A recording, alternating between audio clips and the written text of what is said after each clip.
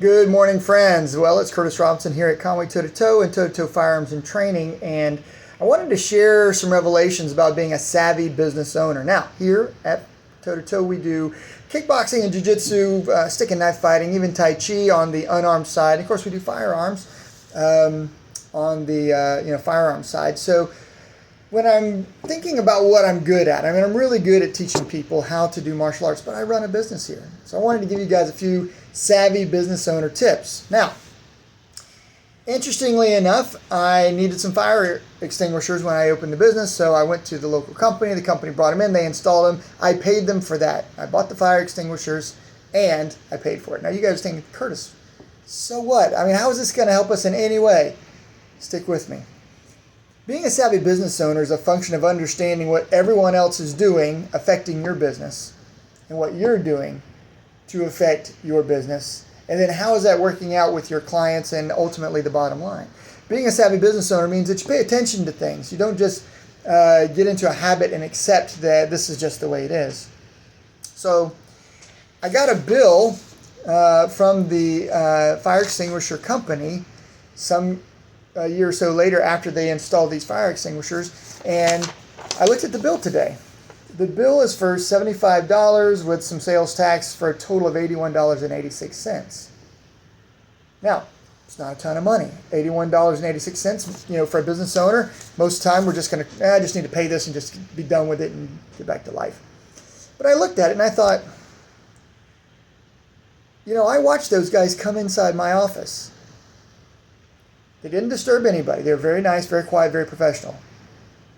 They looked at the first fire extinguisher. They did not take it off the rack and shake it or hit it with a little rubber hammer, which I've seen other inspectors, they did something of that nature. They just looked at the tag and then they made some notes. Now my guess is they wanted to see when the last time the inspection was done. They probably made a note on the tag. Then they wanted to make sure it had a charge, so they probably checked the meter. Then they wanted to make sure that it had the safety ring and a retainer on the safety ring.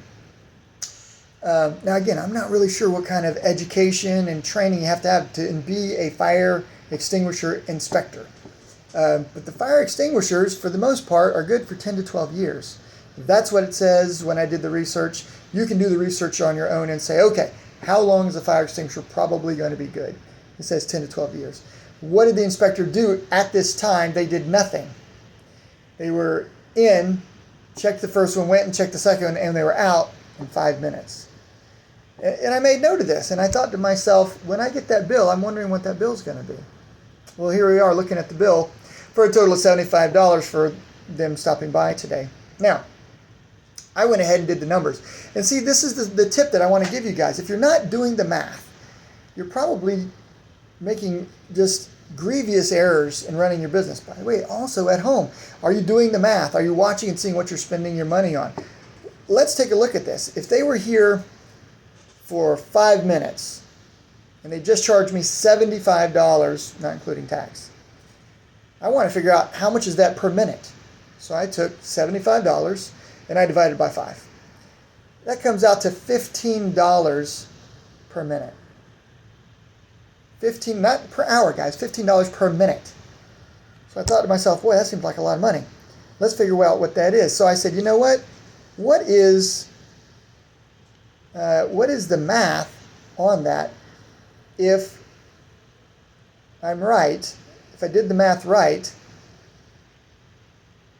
then we're looking at somewhere in the neighborhood of about $900 per hour. All right, so how do we come up with that number? The bottom line is you say, okay, well, if it's $15 per minute, let's multiply that times 60. That's 0. 6 times 5 is 30, and that's 6, that's 9. $900 per hour is what these guys charged me. Don't get me wrong. I'm going to probably need that fire extinguisher to keep my business from catching on fire if something happens. We need the fire extinguisher. But the question I got to ask myself is, what would I do if I didn't have these inspectors come in and inspect? Well, number one, I could have faith that the fire extinguisher is probably going to just be fine. But number two is I could just go buy a new fire extinguisher for $29 for the cheaper model and $69 for the more expensive model at Home Depot and get a brand new one. So, guys, I called up State Systems. And by the way, these guys were super nice to me. They didn't do anything wrong. They didn't anger me. I was just astounded that they just assume I'm not going to do the math. And I said, yeah, hey, this is the 1-800 number. This is Curtis Robinson. I own Toe to Toe. Your guys came in and did a service for me. I want to talk about my bill. Here's my invoice number. They looked my invoice up and they said, what can we help you with? I said, well, this is a legitimate bill. I said, I'm going to pay the bill. Your guys were nice. They were very helpful. But I can never use your service again. And they were like, well, what was the matter? And I said, well, they came in and they were in and out in 5 minutes. They charged me $75 plus tax. That's $900 per hour. I don't want your service anymore. You've overcharged me. And they said, well, Mr. Robinson, we're really sorry. Would you please send us an email to cancel your account? I'm thinking to myself, maybe I should be charging them $900 per hour for the time it takes me to write them an email and so on and so forth, but I did it.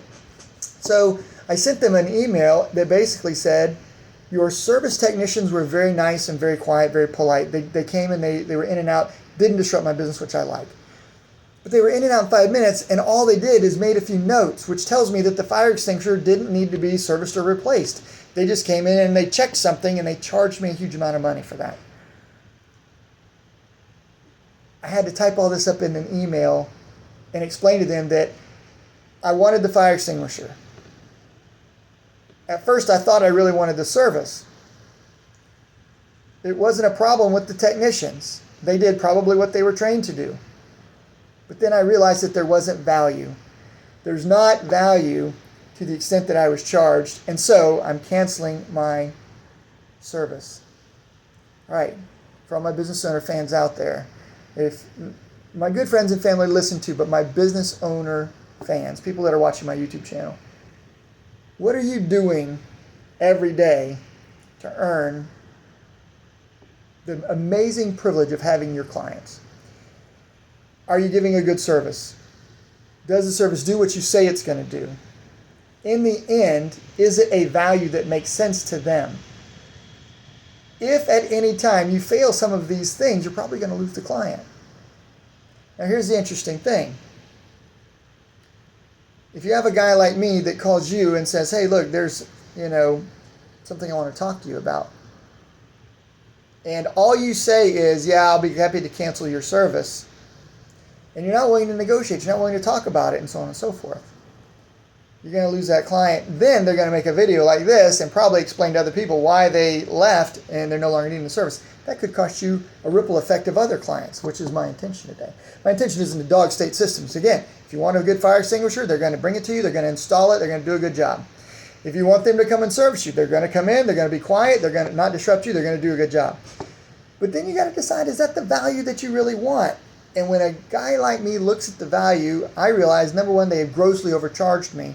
Number two is I can do the service myself. Basically, I can go inspect the tag. I can make sure it has a safety pin and it has it has a charge, and then it also has a retainer. I can do that. By the way, I did this when I was in the military. We checked, fire extinguishers regularly. That's one of the things that we did. Not real tricky. And then when you notice that maybe the pin is missing, or the fire extinguisher's been used, somebody needed it, so they consumed the charge, you can either go and buy a new one. Most of these are not easily rechargeable, but you could also pay to have somebody recharge it if it is rechargeable. The bottom line is you just got to decide what you're going to do with your business and your life. And for me, it makes no sense to have this guy charge me this amount of money, $75, Curtis. What are you worried about? No, it's $900 per hour.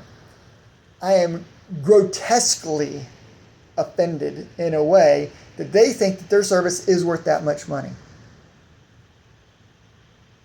It is insanity that even a lawyer, who I might need from time to time for business reasons, is about $300 per hour, maybe $350, right? This guy is 3 times more expensive than a lawyer. Just keep that in mind.